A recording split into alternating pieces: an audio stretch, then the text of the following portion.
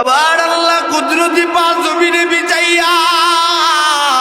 আবার আল্লাহ ডাক দিয়া কয় বান্দারে আছো কি কোনো গুনাহগার বান্দা গুনাহ কইরা ফেলছ টেনশন করিস না আমি আল্লাহর কাছে চাইয়ালো আমি আল্লাহ তোর জিন্দেগির গুনাহগুলো মাফ কইরা দিব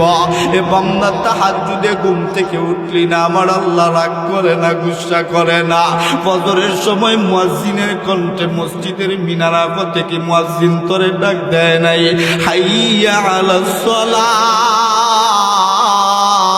এ বান্দা নামাজের জন্য আয়া আবারও মুয়াজ্জিন তোরে ডাকছে হাইয়া আলাল ফালাহ এ বান্দা কল্যাণের জন্য আয়া আবারও তুই যখন ঘুম থেকে উঠিস না মুয়াজ্জিনের কণ্ঠে আবার আল্লাহ তোরে ডাক দিছে আসসালাতু খায়রুম মিনান নাওম এ বান্দা ঘুমের চেয়ে নামাজ ভালো আয়া ওই সময়ও তুই বান্দা ঘুম থেকে উঠলি না 10টা 11টা পর্যন্ত তুই বান্দাটা ঘুমাইলি আমরা আল্লাহকে বলছিলাম আল্লাহ আপনার বান্দা ঘুমাইছে 10টা 11টা পর্যন্ত আপনার বান্দার গুনাহগুলো লিখে ফেলবো নাকি আমার আল্লাহ তুই বান্দার পক্ষ নিয়া আমার আল্লাহ বলছে না না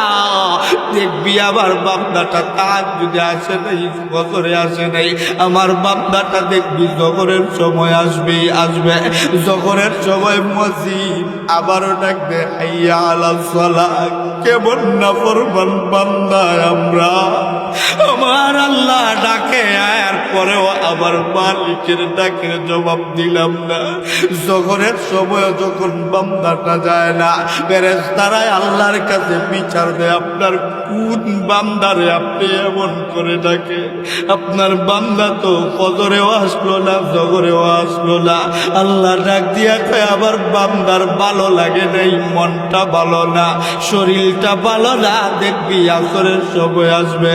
আসরের সময়ও বান্দাটা যায় না আল্লাহ ডাক দিয়া বলে মাগরিবের সময় আসবে মাগরিবের সময়ও যখন বান্দাটা যায় না আবার আল্লাহ কেবল আল্লাহ ডাক দিয়া কয় দেখবি এসার সময় আসবে এসার সময় আবার আল্লাহ আবার ডাক দেয় হাইয়া আলাস সালাহ বান্দারে তোর পক্ষে সারাটা দিন যাবৎ কথা বলতেছি এখন না আসলে আমি আল্লাহ আবার ফেরেশতাদের কাছে লজ্জিত